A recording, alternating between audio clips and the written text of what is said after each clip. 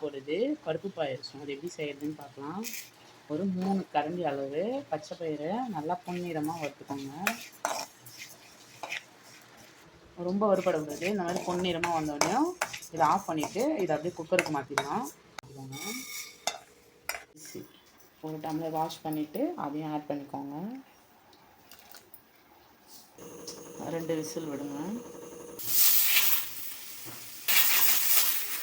தனியாக கொதிக்க வச்சுக்கோங்க. அது அதுக்கப்புறமா கொதிச்ச பிறகு ஃபில்ட்ரு பண்ணிக்கலாம். அரை கப் தேங்காவை மிக்சியில் போட்டு அரைச்சி அதை ஃபில்ட்ரு பண்ணிக்கலாம்.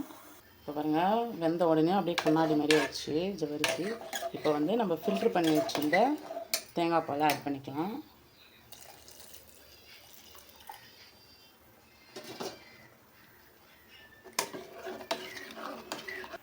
ஃபில்ட்ரு பண்ணி வச்சுருந்த வெல்லம் ஆட் பண்ணிக்கலாம்.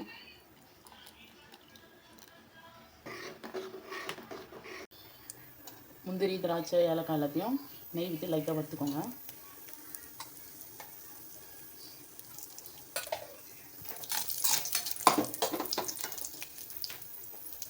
கொஞ்சமாக திராட்சை, வறுத்து வச்ச நட்ஸ் எல்லாத்தையும் ஆட் பண்ணிக்கோங்க. அவ்வளோதான், டேஸ்டியான பருப்பு பாயாசம் ரெடி. தேங்க்யூ.